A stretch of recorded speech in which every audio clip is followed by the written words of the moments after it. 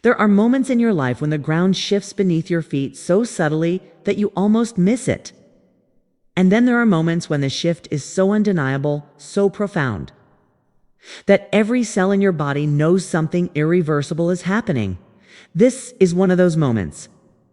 Right now, as you're reading these words, as you're moving through these ordinary hours of February 19th and 20th, 26, the cosmos is doing something it hasn't done in 36 years.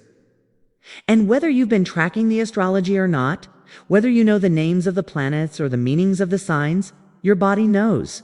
Your intuition knows. Something in the deepest part of you has been preparing for this threshold for longer than you realize. And now, you're standing right in the middle of it. The annular solar eclipse in Aquarius happened on February 17th, just 2 days ago. And that ring of fire that appeared in the sky didn't just create a stunning visual phenomenon. It opened a doorway, a portal between what was and what is becoming. And portals don't close quickly. They stay open, stay active. The energy continues to move, continues to reveal, continues to do the work of showing you what you couldn't see before the light framed the darkness and made it visible. On February 19th, you're still inside that eclipse window, still processing what surfaced, still feeling the aftershocks of whatever truth arrived in your life with the sudden clarity that eclipses are famous for. You might have had a conversation that changed everything. You might have realized something about a relationship, a commitment, a version of your future that you've been building without ever stopping to ask if it was truly yours. Whatever it was, it's still moving through you, still rearranging things on the inside, even if the outside of your life looks relatively the same. And then comes February 20th, the day that astrologers have been watching for years. Because on February 20th, 2026, Saturn and Neptune meet at 0 degrees of Aries in a conjunction that happens roughly once every 36 years. Think about that timeline for a moment. 36 years. If you're older than 36, you've lived through this transit once before. Back in 1989, though it happened in Capricorn then, not in Aries. If you're younger than 36, you've never experienced this particular planetary convergence in your lifetime. And regardless of your age, you've never experienced it at 0 Aries, at the world point, at the degree that represents the cosmic reset button for the entire zodiac. This is not just a personal transit. This is a collective recalibration. This is the universe pressing pause on the old story and asking every single person alive right now to reconsider what they've been building their life on top of. Saturn is the planet of structure, of discipline, of the reality we have to work within, whether we like it or not. Saturn is the bones of your life, the commitments you've made, the rules you've followed, the time you've spent building something you thought would last. Neptune is the opposite. Neptune is the planet of dreams, of illusion, of the fog that makes certain things feel so real, so deeply meaningful, that we organize entire portions of our lives around them before we ever stop to ask whether they were based on truth or on a story we absorbed without questioning. When these two planets come together, when structure meets dissolution, when the hard edges of Saturn meet the soft boundaries of Neptune, what happens is both disorienting and clarifying at the same time. Things that seemed solid might suddenly feel uncertain. Dreams that felt distant might suddenly seem possible. And the gap between what you thought was real and what is actually real becomes impossible to ignore. The sign of Aries adds its own unmistakable energy to this convergence. Aries is the first sign of the zodiac, the initiator, the pioneer, the one who doesn't wait for permission to begin. Aries is the energy of the self in its most raw and honest form. Not the self that has been shaped by other people's expectations. Not the self that learned to adapt in order to be loved or accepted or safe. But the self that exists underneath all of that conditioning. The self that knows what it wants before it knows why. The self that acts from instinct rather than from strategy. Saturn and Neptune meeting in Aries is the universe asking you the most fundamental question there is. Who are you when nobody is watching? Who are you when the pressure to perform a particular version of yourself dissolves? Who are you when the dream you've been chasing turns out to belong to someone else and you're finally free to chase your own? February 19th is the day before this conjunction becomes exact. It's the threshold, the in-between space, the moment when you can feel both the old reality and the new one simultaneously, when neither has fully released its grip and neither has fully taken hold. This is one of the most uncomfortable places a human being can stand. This liminal space, this doorway between identities. But it's also one of the most sacred. Because in this space, you have access to both perspectives at once. You can see clearly what you're leaving behind, and you can sense, even if you can't fully articulate it yet, what's trying to emerge. The temptation on a day like February 19th is to rush through it. To make a decision, to take an action, to do something that resolves the discomfort and gets you back to solid ground as quickly as possible. But what if the discomfort is the whole point? What if the uncertainty is not a problem to be solved, but an invitation to trust something that can't be controlled or predicted or managed? The sun moves into Pisces on February 19th, shifting from the fixed air of Aquarius into the mutable water of the most intuitive and spiritually attuned sign in the entire zodiac. This is significant timing. The sun leaving Aquarius just as the Saturn-Neptune conjunction is about to perfect in Aries means that the solar energy is moving from the realm of ideas and innovation and collective vision into the realm of feeling and surrender, and the kind of knowing that bypasses logic entirely. Pisces doesn't think its way through complexity. It feels its way through.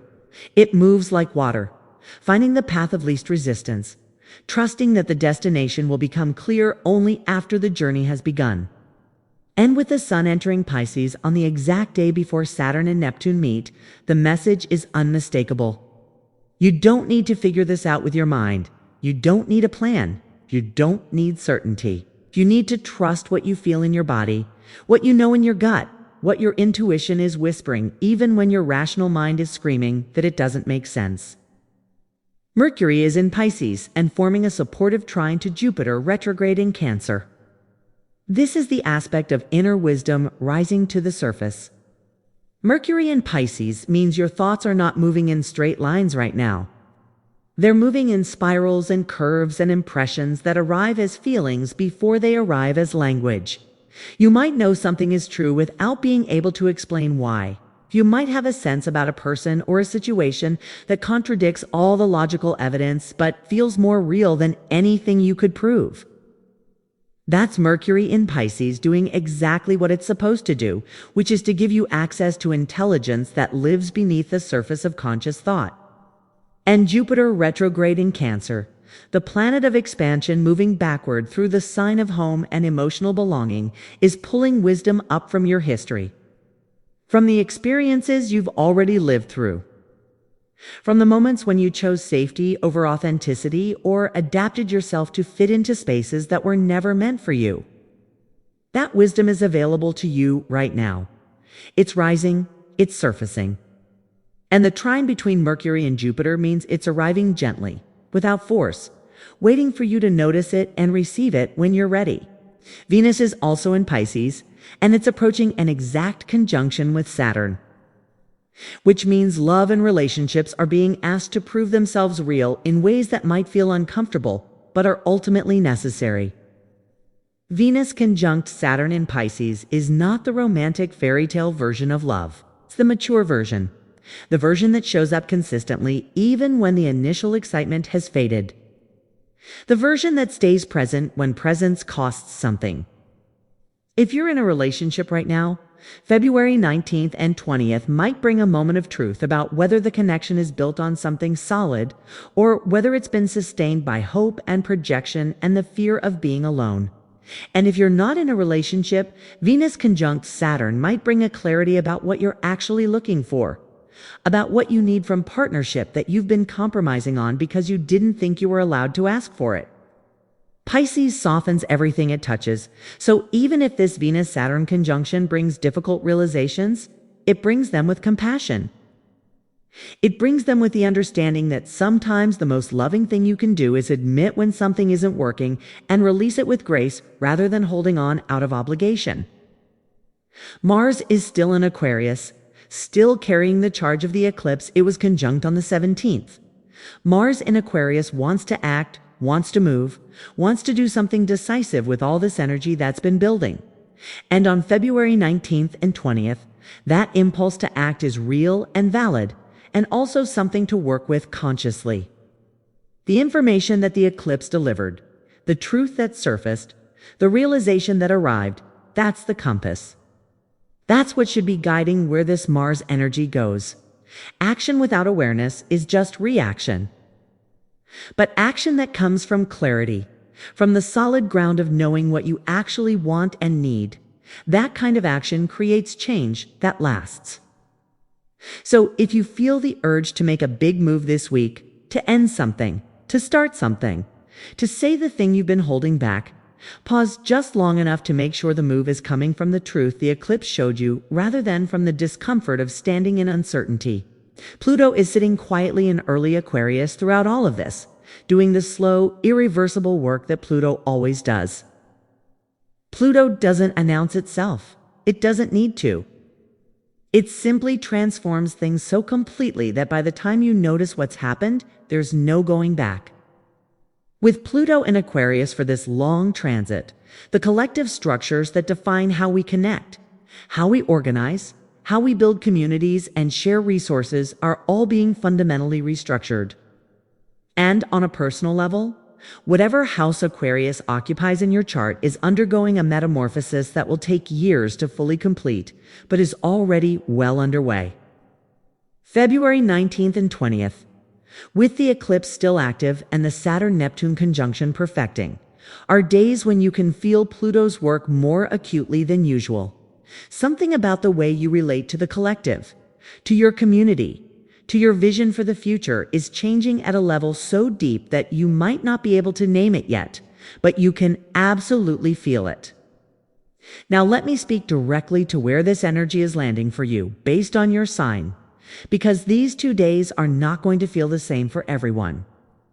The same cosmic weather lands in different rooms depending on your chart, and understanding which room it's entering in your life is how you work with this energy consciously instead of just being swept along by it. If you're a Scorpio, the eclipse opens something in your 7th house of partnerships, and now the Saturn-Neptune conjunction is activating your 6th house of daily life and health. The question these 2 days are asking you is whether the way you show up in your closest relationships is sustainable, whether the energy you're giving is being matched, whether the invisible labor you're pouring into maintaining connection is leaving enough behind for your own nourishment. Aquarius, the sun just left your sign and now you're moving into your solar return preparation period, with the sun in Pisces activating your 12th house. These are the final weeks before your next birthday, and the Saturn-Neptune conjunction is happening in your 3rd house, restructuring how you communicate and process information. The old mental patterns are dissolving. Let them. Taurus, with Uranus still in your sign and the sun now in Pisces activating your 11th house of community. February 19th and 20th are asking you which friendships actually reflect who you're becoming versus who you used to be. The Saturn-Neptune conjunction in your 12th house is clearing out old fears at the subconscious level. Leo, your 7th house was lit up by the eclipse, and now with the sun in Pisces in your 8th house and Saturn-Neptune meeting in your 9th, you're being asked to look at the belief systems underneath your closest relationships. What you think partnership is supposed to look like versus what actually nourishes you might be 2 different things.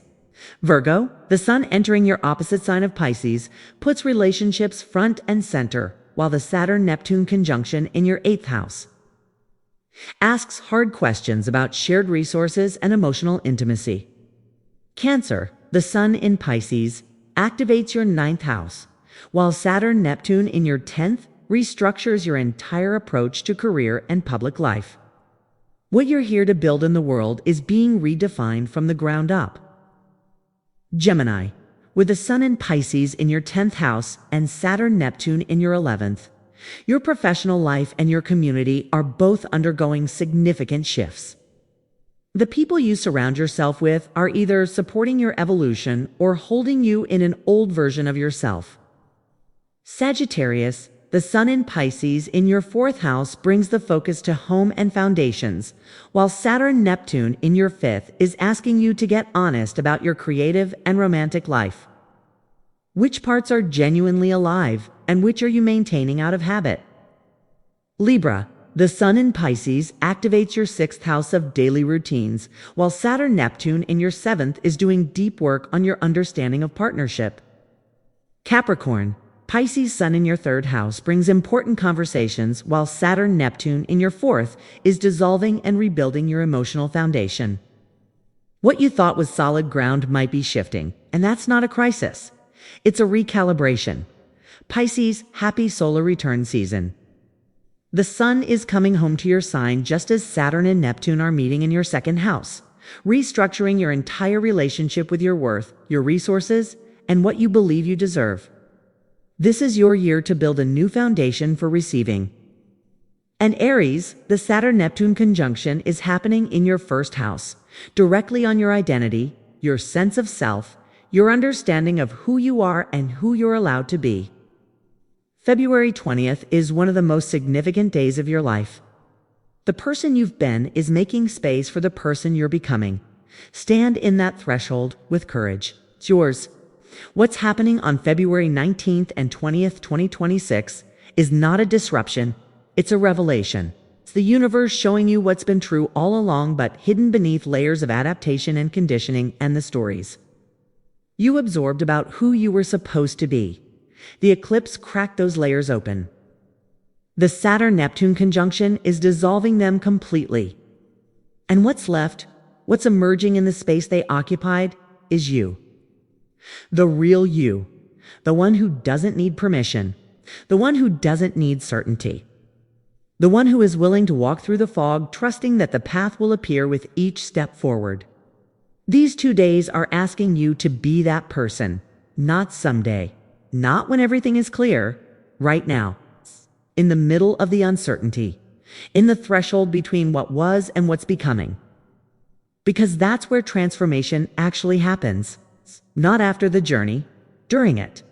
Trust what's unfolding. Trust who you are in the middle of becoming. The universe has been building toward this moment for 36 years. You're ready. You've always been ready. Sky is simply confirming what your soul already knows.